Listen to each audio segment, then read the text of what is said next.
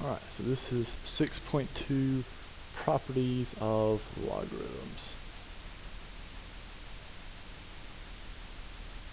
Okay, so we've already seen a little bit of logarithms, and we talked about how logarithms give us the exponent. They equal the exponent, and that's important to remember because that's going to make these properties hopefully make a lot more sense. Alright, so let's start off with this property. If I have, say, log base b of a plus log base b of c, I can combine those two logs into one log and say log base b of a times c. So when I add two logs together, I can combine them by multiplying these two, and that only works if the bases are the same. And if the bases are the same, my new log will have the same base. We're going to look at an example of that. If I have log base 2 of 4 plus log base 2 of 3. Well, my bases are the same. The bases are both 2. So I can combine these and say that this is log base 2 of 4 times 3, which would be log base 2 of 12. Well, instead of plus, what if I have log base b of a minus log base b of c? Well, when I was adding two logs, I multiplied.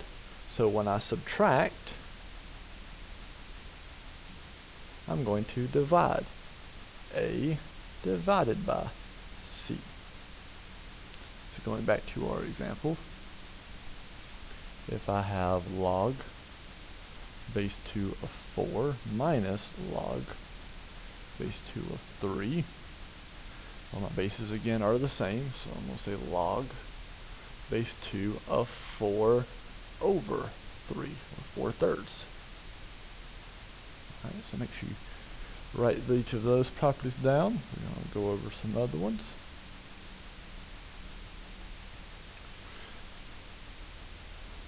What if I have, say, log, let's say base b of a to a c? So that number right there has an exponent. Well, this kind of interesting property says that I can take that c and I can move it to the front, meaning I can rewrite this as c times log b of a. Okay, and I can go backwards. I can start with this side and move that c to the exponent. Right? An example of this, we're going to do two different examples, is, well, what if I have log of 3 and then of, let's say, 5 squared? Well, I could rewrite this as move that 2 to the front and say 2 times log base 3 of 5. And again, I can work backwards. Well, let's say I had log base 3 of 4 to the 1/2. And we know that 1/2 means square root. Well, I can move that 1/2 in the front and say log, 1/2, it just says I'm going to move it to the front. So 1/2 log base 3 of 4. Okay? So we're going to use these properties in a little bit to do what is called condensing logarithms. So that's going to start off our problems.